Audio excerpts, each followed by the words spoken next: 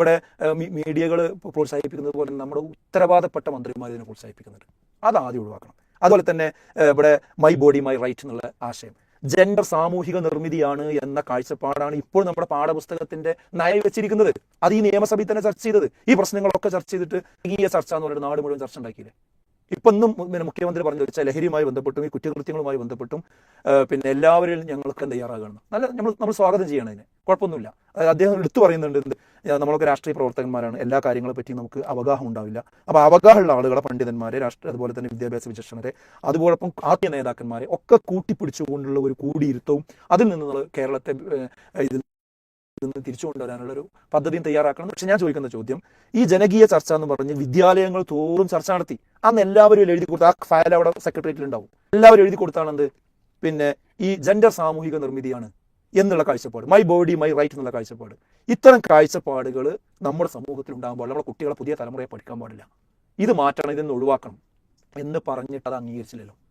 നമ്മുടെ advocate Shamsuddin MLA ആണ് ഇത് പിന്നെ നിയമസഭയിൽ ഒരു ചോദ്യമായിട്ട് ചോദിച്ചു. ആ ചോദ്യത്തിന് ഉത്തരം വിദ്യാഭ്യാസ മന്ത്രി പറഞ്ഞാൽ എഴുതി വായിച്ച മറുപടി പറഞ്ഞാൽ എന്താ, ജെൻഡർ സാമൂഹിക നിർമ്മിതിയാണ് എന്നാണെന്ത് നമ്മുടെ കാഴ്ചപ്പാടാണ്. ഞാൻ ഇതെങ്ങനെ ഇത് കണക്ട് ചെയ്യുന്നത് വെച്ചാൽ, ഇനി ആണ് പെണ്ണ് എന്നുള്ള വ്യത്യാസമൊന്നുമില്ല.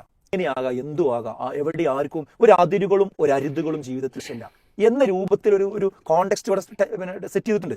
ആ സെറ്റ് ചെയ്ത് ആ സാഹചര്യത്തിലാണ് ഈ ലഹരി വരുന്നത്, ഈ ആർഭാട ജീവിതം വരുന്നത്, അതോടൊപ്പം തന്നെ പലിശ വരുന്നത്, ഇതുപോലുള്ള പിന്നെ പ്രണയക്കുരുക്കുകൾ വരുന്നത്. അതിലാണ് പെണ്ണ് എന്നുള്ള വ്യത്യാസത്തിൽ ആർക്കും എങ്ങനെയാവാം, ആരോടൊപ്പം എങ്ങനെ ജീവിക്കുക. ഇപ്പോൾ വിവാഹം എന്ന് പറഞ്ഞാൽ അതിന് നിയമവും നിബന്ധനയും കാര്യങ്ങൾ വെക്കും. എന്നാൽ ലിവിങ് ടുഗദർ എന്ന് പറഞ്ഞ ഒരു പ്രശ്നമില്ല, ഒരു കുഴപ്പമില്ല. അതിനെന്ത് എല്ലാ പിന്നെ പ്രാധാന്യങ്ങളും തുറന്നു കൊടുക്കും. അതുപോലെ തന്നെ ലഹരി ഇത്ര അളവ് ഉപയോഗിച്ചാൽ പ്രശ്നമാണ്, ഇത്ര അളവിന്റെ മുകളിൽ പിന്നെ പിടിച്ചാൽ പ്രശ്നമാണ്. അതിന്റെ അളവിന്റെ ഉള്ളിലാണെങ്കിലോ കുഴപ്പമില്ല. എന്ത് നിയമമാണത്? ഈ അളവിന്റെ ഉള്ളിൽ എല്ലാ കാലത്തും ഒരു കുട്ടിക്ക്, ഒരാൾക്ക് നിൽക്കാൻ കഴിയുമോ?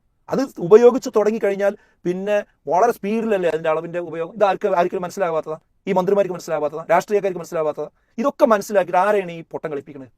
അപ്പോൾ ഇതിന്റെ ഒക്കെ വേര് അവിടെ നിലനിർത്തുക. വേര് മാത്രമല്ല, തടി നിലനിർത്തുക. തടി മാത്രമല്ല, ചില്ലകൾ ഇലകൾ മാത്രം ചെത്തിക്കളയാം.